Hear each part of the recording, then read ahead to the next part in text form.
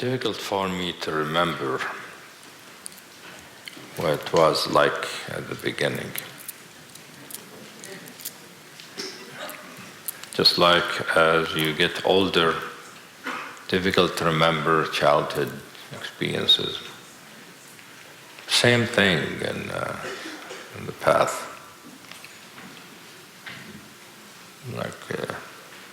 Takes some effort, even almost effort, to try to remember what it was like the individual I used to be, the seeking, the searching, and the questioning, and the joys and ecstasies, and the agonies, and the frustration, and the constrictions, and the expansions, and I can remember them as events, but it's more difficult to remember the emotional and the affective and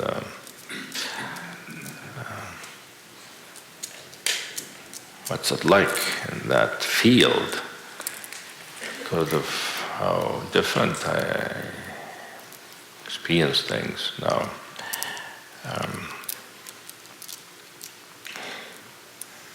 There was a subjectivity that experienced a lot inside it in relation to other things. Well, now there isn't even subjectivity, it's just simplicity and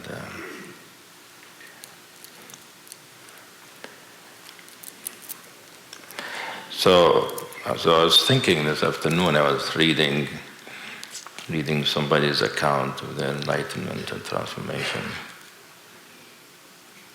And seeing all the experiences this person lists, and, which I do here a lot.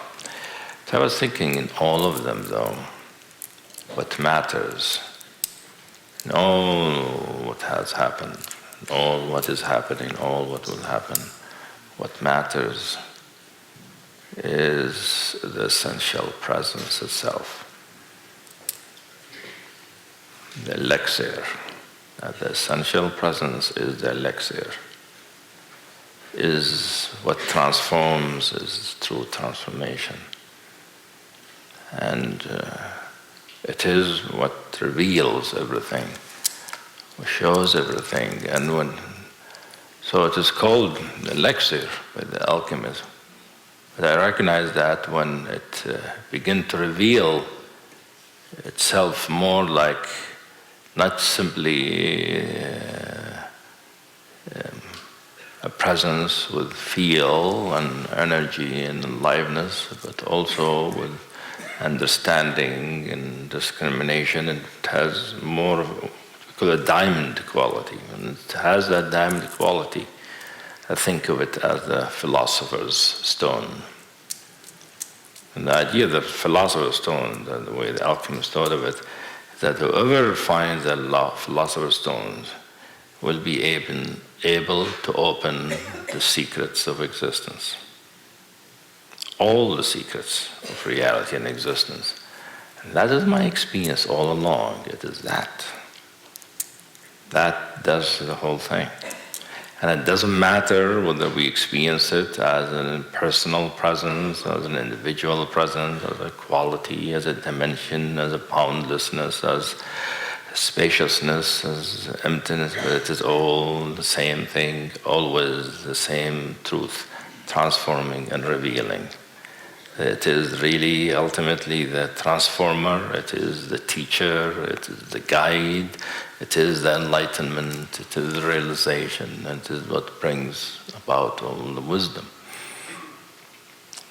That it is what transforms the soul, what develops the mind, develops the heart, develops the capacity of action, ripens them and imbues them with all the qualities they need for them to function. And one thing that I was thinking is that what we need to learn is that this is really what matters. It is the the totality of all spiritual or real, fundamental experience and knowledge. I mean, it's amazing when I think of it in terms of how much experience it has developed. And people think, you think of it as me, the individual. Me, the individual, is the laboratory where that happened. The philosopher's stone functions, a conduit for it. Not the individual, the capacities and the faculties. It is that truth, that light, that reality. That it's everything. All spiritual experiences are revelation of the same thing, transformation of the same thing. It is not an object, so we might want to objectify it and think of it, and many people don't want to, afraid of objectifying it, reifying it, conceptualizing it. But in my experience, as long as you feel it, be in touch with it, you're devoted to it, respect it,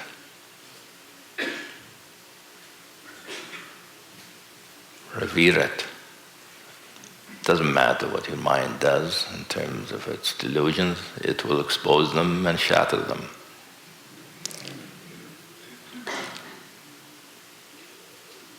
That the mind cannot think of being careful, the heart cannot try to protect itself or take itself someplace. The soul cannot do it. It is this essential nature of the soul that does the whole thing.